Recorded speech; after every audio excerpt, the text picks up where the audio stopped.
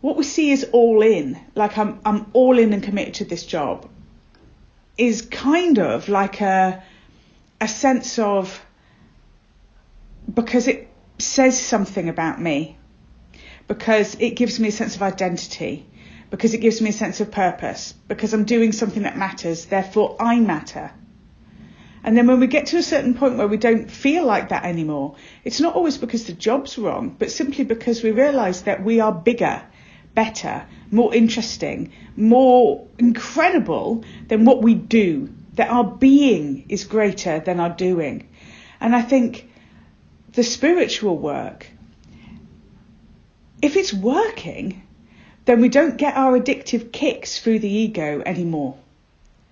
So when we start to undo that desire to be seen to be doing a great job, to have the accolade, to be, God, whatever popular means, but to be on purpose, to be doing something that matters. When we start to let go of that, we do lose that sense of excitement, and it feels like we're falling out of love, but we're falling more in love authentically, because we're falling in love with ourselves. We're not falling in love with what we do, and that categorises us as being a good person.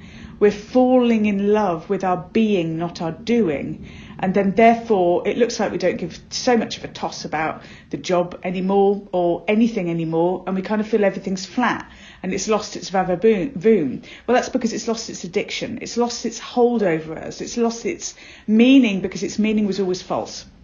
When we get to the point where we really truly appreciate who we are, then we appreciate who we are, making a cup of tea, going into work. It's all the same, which can feel like... Do you know the best analogy for this is if you've ever been in really crappy relationships and you get messed around and you go, oh my God, I must really like him because this is driving me crazy, right? And then when you're with someone who is loving and reliable and turns up and does what they say they're going to do, you go, well, I don't have all of these feelings for them.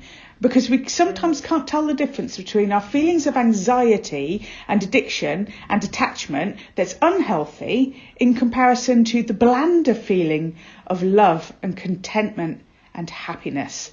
Because we are taught that happiness is about desire, when happiness is just about, do you know what? This is all right.